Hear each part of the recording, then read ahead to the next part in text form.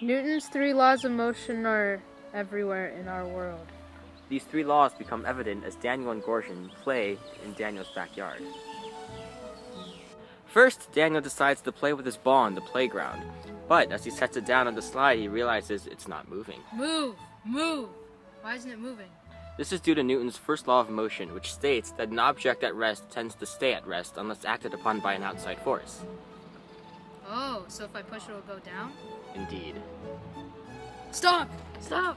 Notice how the ball did not stop when he told it to. This is also due to Newton's first law of motion, which states that an object in motion tends to stay in motion. Basically, an object tends to do whatever it's doing at the moment.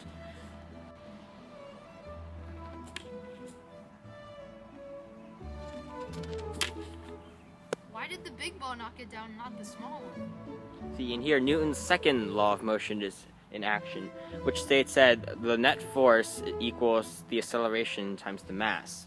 So as you can see, the larger ball had a larger mass than the small ball. And since the acceleration of gravity, 9.8, was the same on each, that meant that the larger ball had more force, which is why it knocked over the bucket. Why did the small ball bounce back and the big ball move forward? That's because of Newton's third law of motion, which states that for every action, there's an equal and opposite reaction. When the small ball hit the small ball created a force on the big ball, which moved it forward. But also there was an opposite reaction on the small ball, which is that the big ball pushed the small ball back, which is why the small ball moved backwards and the big ball moved forward. As you can see, the swing is not moving.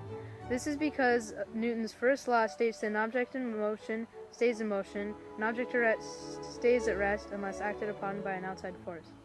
Now, if Gorgon pushes the swing, it is now in motion, and it stays in motion because no outside force is being applied. Gorgon is playing on the swing, or rather, pushing it. The first time, Gorgon pushes the swing mildly. Not quite satisfied with the result, Gorgon decides to push the swing much more aggressively.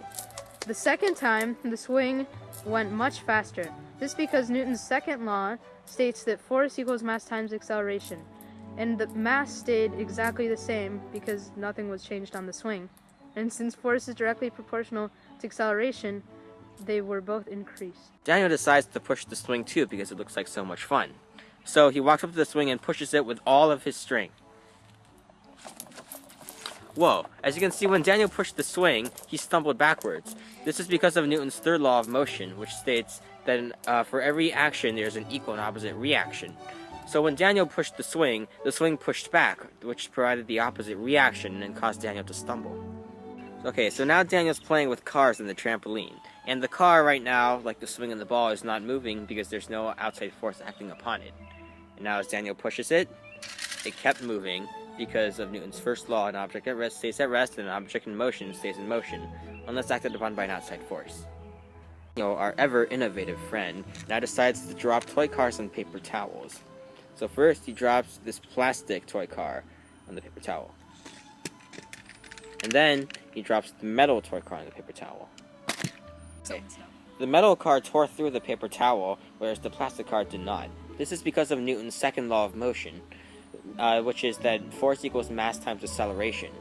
Since the acceleration was the same on both cars, the acceleration of gravity, 9.8, the metal car had greater mass than the plastic car, so the force of the metal car was greater, which is why it tore through the paper, and the plastic car did not. Daniel finally decides to use playground equipment for their intended purposes. He's jumping on the trampoline, and when he's jumping, he applies a downward force on the trampoline. However, since Newton's third law states that for every action there is an equal and opposite reaction, the trampoline also pushes back up on Daniel, which causes him to jump higher.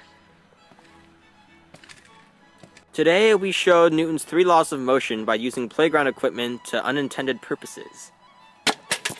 Join us next week as we attempt to cook food with school supplies.